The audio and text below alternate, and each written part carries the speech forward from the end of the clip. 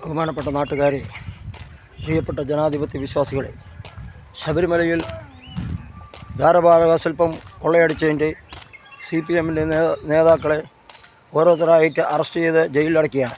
ഇപ്പോൾ വാസുവിനെ 45 ദിവസമായി റിമാൻഡിലാണ്. പത്മകുമാർ 15 ദിവസമായി. അപ്പോൾ ഇനി അടുത്ത ഇര എന്ന് പറയുന്നത് നമ്മുടെ കടകംപള്ളി സുരേന്ദ്രൻ, വാസവൻ എന്നിവരാണ്. അവരെയും കൂടി തുറങ്കലിലടയ്ക്കണം. പിന്നെ പിണറായി വിജയൻ അറിയാതെയൊന്നും നടക്കില്ല. അതുകൊണ്ട് പിണറായി വിജയനെയും തുറങ്കലിലടയ്ക്കണം. പിന്നെ രാഹുൽ മാങ്കൂട്ടത്തിൻ്റെ കാര്യം പറഞ്ഞാൽ രാഹുൽ മാങ്കൂട്ടത്തിന് ഈ സമയത്ത് കേസ് കുത്തിപ്പൊക്കി.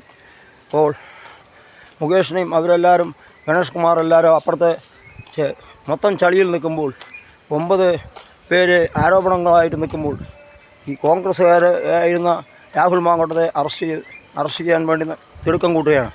അപ്പോൾ രാഹുൽ മാങ്കൂട്ടം തെറ്റിയതിൻ്റെ ഉള്ളിൽ പൊയ്ക്കോട്ടെ.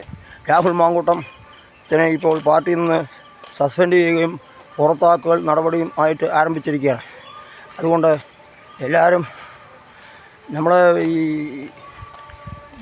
നീതിയും എല്ലാം നിലനിൽക്കാൻ വേണ്ടി കൈച്ചിഹ്നത്തിൽ വോട്ടുകൾ രേഖപ്പെടുത്തി വൻപിച്ച ഭൂരിപക്ഷത്തോടെ വിജയിപ്പിക്കുകയാണെങ്കിൽ നാടിൻ്റെ വികസനത്തിന് എല്ലാവരും ഒറ്റക്കെട്ടായി 22 സ്ഥാനാർത്ഥികളെയും വിജയിപ്പിക്കുന്നതിനുള്ള നടപടി ഇന്ത്യൻ നാഷണൽ കോൺഗ്രസിൻ്റെയും നാട്ടുകാരുടെയും പിന്നെ ജനാധിപത്യ വിശ്വാസികളുടെയും ഭാഗത്തു നിന്നും ഉണ്ടാകണമെന്ന് ഒരിക്കൽ കൂടുതൽ താഴ്മയോട് അപേക്ഷിച്ചുകൊണ്ട് കേരളത്തിലെ UDFൻ്റെ എല്ലാവർക്കും വോട്ട് ചെയ്ത് കൈച്ചിഹ്നത്തിൽ വോട്ടുകൾ രേഖപ്പെടുത്തി വൻപിച്ച ഭൂരിപക്ഷത്തോടെ വിജയിപ്പിക്കണമെന്ന് താഴ്മയോടുകൂടി അപേക്ഷിക്കുന്നു.